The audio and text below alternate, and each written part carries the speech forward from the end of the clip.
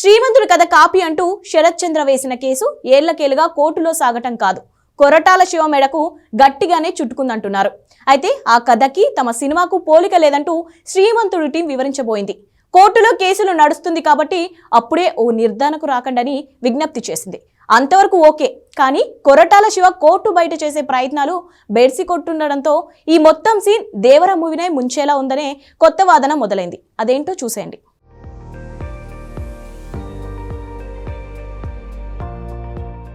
Koratala Shiva team శ్రీమంతుడి కథకి శరత్ చంద్ర రాసిన కథకి పోలికలు ఉన్నాయో లేవో మీరే చూసి తేల్చుకోండి అని అర్థం వచ్చేలా స్టేట్మెంట్ ఇచ్చింది. కానీ తెర వెనక శరత్ చంద్రకి 15 లక్షల వరకు డబ్బిచ్చి మ్యాటర్ సెటిల్ చేసుకునే ప్రయత్నం జరిగిందనే మాట వినిపిస్తోంది. కానీ రైటర్ శరత్ చంద్ర తనకి డబ్బొద్దు, శ్రీమంతుడు కథ తాలూకు క్రెడిట్ ఇస్తే చాలు అనడం అందరినీ ఆశ్చర్యపరుస్తోంది.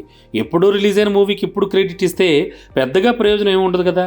కాకపోతే ఇండస్ట్రీలో చెప్పుకోవడానికి, మరో కథ పట్టుకుని మరో హీరోను కలవడానికి ఈ గుర్తింపు సరిపోతుంది.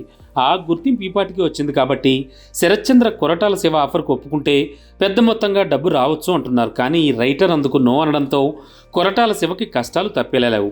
నాంపల్లి కోర్టులో కొరటాల శివదే తప్పని తేలితే ఇక తన కెరీర్కి చాలా వరకు ఫుల్ స్టాప్ పడినట్టే అంటున్నారు. దీనికి తోడు తను తీస్తున్న దేవర మూవీ మార్కెట్ను కూడా ఈ అంశం ఇబ్బంది పెట్టే ఛాన్స్ ఉంది. మొత్తంగా చూస్తే కోర్టు బయట సెటిల్ కాకపోతే శ్రీమంతుడి వివాదం కొరటాల భవిష్యత్తునే లాగేసుకునే ఛాన్స్ ఉందంటున్నారు.